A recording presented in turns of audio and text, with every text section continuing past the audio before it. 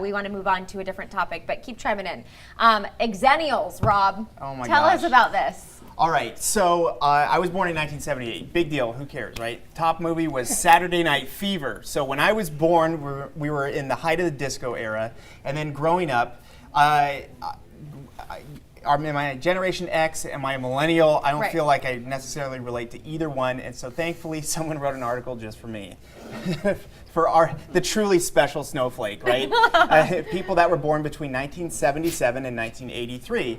And they are trying to figure out, well, you know what? It's a little bit different because they were born in an analog era. Right. And then they transitioned into early adulthood into a digital era. So, in other words, you had the cordless phone when you were growing up, and then all of a sudden you had a cell phone that was so expensive to use it sat in the glove compartment. It was only for the quote-unquote emergency on the side of the road.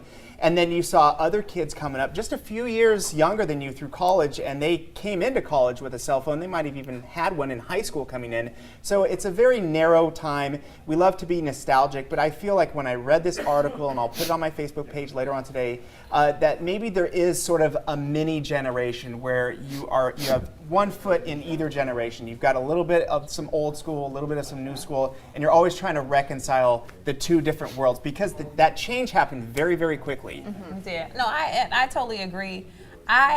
On some lists, I'm considered a millennial, but I don't feel like a millennial, and I don't want to be called a millennial because I don't like the description sometimes. I just don't. So, but I don't fit into Generation Xers. So I always felt like I was always on the cusp of being like, well, I guess I'm a millennial. Right. Right. But now with this, it explains it because again, growing up, we did not have, we had pagers, beepers. I remember when the cell phone came out. I remember when it was a big deal learning how to use it. I remember when texting became a thing. I remember when you had the first computer in the house and you got AOL chat room and you left it on all day so you could hear the door open, run in the room, see who logged in. When the door slammed, you would run in to see who logged off. ASL, age, sex, location, so people can know who you were, where you were, and how old you were. So I mean, it was a different. It is like a different little niche crowd that you kind of feel isolated in a little bit sometimes. Couldn't we argue though that all the generations have a variety? I mean, technology has been advancing, and even our electronics in our kitchens and the food we eat. I mean, every year it's getting better and better, and things are changing, sometimes worse, depending on how you look at it. But I mean, in all of our last few decades, we've seen things drastically shift. And so is it necessary to have a whole new generation? I mean, to me, it makes sense because my sister is also born in 78, and I was considered to be born in the millennial year, and we had very different upbringings. So I understand where this is stemming from, but is it necessary? You know, like what's the harm in just saying we're all millennials, now you use the cell phones, now you have all the technology? Yeah. Well, because we just don't fit. That's like calling the baby boomer, what was the generation right before baby boomers? I don't know that there was one. Right, that's like looping in baby boomers with like everywhere. The greatest generation was the people who were involved in World War II, but I think that was named much later, like Tom Brokaw's book, I think, coined them that. Okay. So that was more recent. So we had the full screen up. It just had some of the descriptors. So there we go. You can pull it up. So what they're describing there is you've got... Wait, Rob, we got it right here on the screen. A micro-generation born during the cusp years of Gen Xers She's and reeling me back millennials. in with the imaginary fishing And rod. now it's gone. So, yeah. There we go.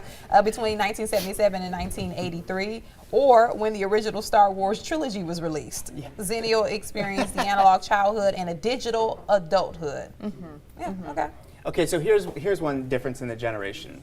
When I was a kid, along with every generation before me, the reason you came home is because you were hungry. I had no cell phone. There was no way for my mom or dad to know where I was. I was just out. Yep. And then it started getting dark. I get hungry, and I came home.